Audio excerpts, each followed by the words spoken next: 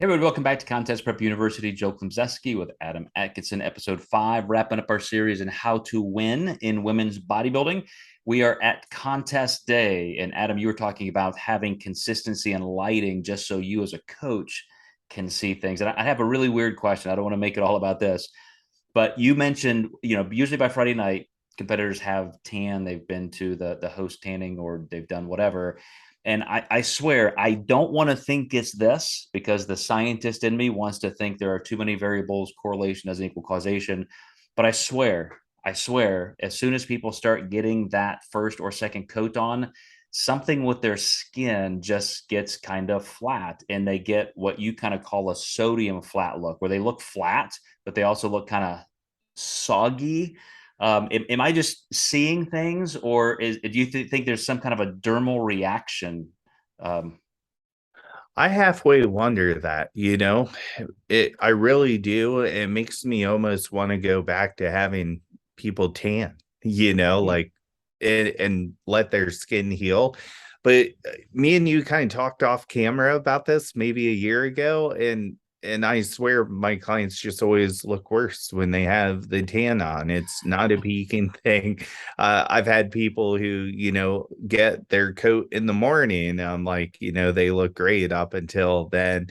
It is partially a lighting issue, but I still think that, and maybe it's like the inconsistency of the color, but I really think that the tan does take away from the actual physique. So usually I err for caution and have people a little bit harder to prepare for them to look a little bit softer with that tan on. My curiosity is if there's some kind of a histamine reaction, like almost like a skin trauma. The skin is the biggest organ in your body, and all of a sudden you're slathering this, alcohol based or something dye on it. I would assume there's just some kind of reaction, and so I don't know. Maybe there's something to investigate there. But on contest day in general, beside that, uh, with women's bodybuilding, we obviously want them to wake up super sharp, tight, ready to go. And then with food, hydration, movement, they're going to start filling out.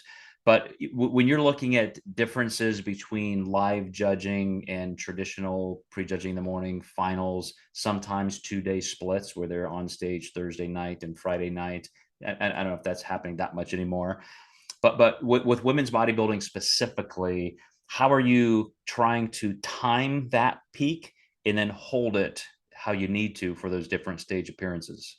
Yeah, so if they're a little flat in the morning, it's not a food thing. If they had the conditioning I wanted by stage time the day prior, likely I'm not giving them a burger, fries, or trying to catch up because I've been managing them the whole week, unless they needed to make a weigh in. But in women's bodybuilding, that's not going to be the case on the top level.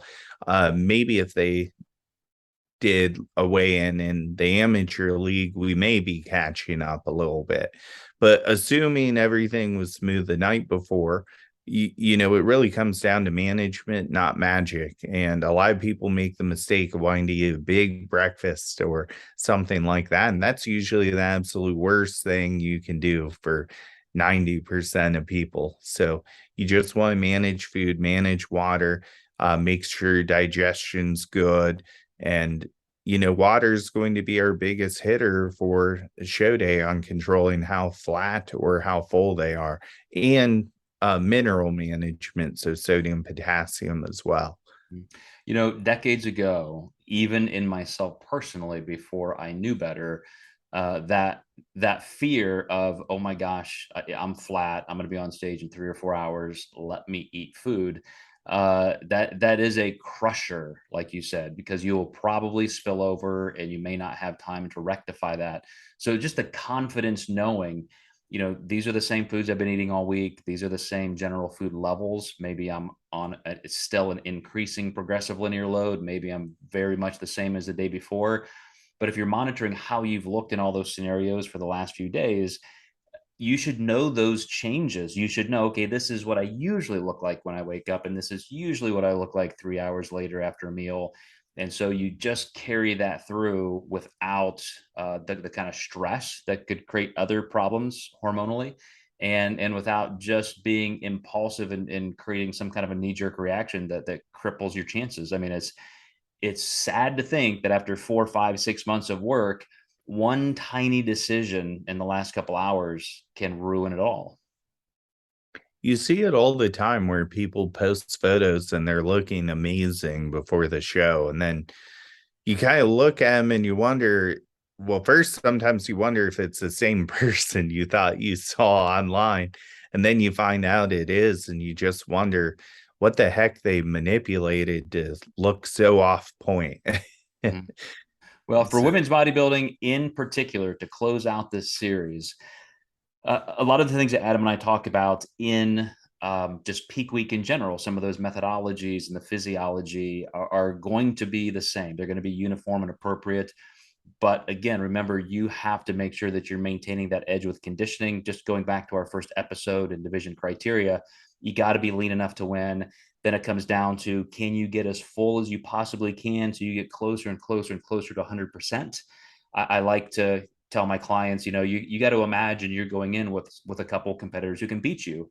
Every single thing you do right can put you ahead of one more, one more, one more. So every good decision in those last couple of days are literal placements you're moving up, and you have to get in that mindset of doing everything right that you can. So hope you enjoyed the series. We're going to move on to other divisions. Adam, thanks for your expertise, and to our client who recommended this. Hope it suited your needs. We'll look forward to some questions and comments if not, and we'll see you guys next time in Contest Prep University.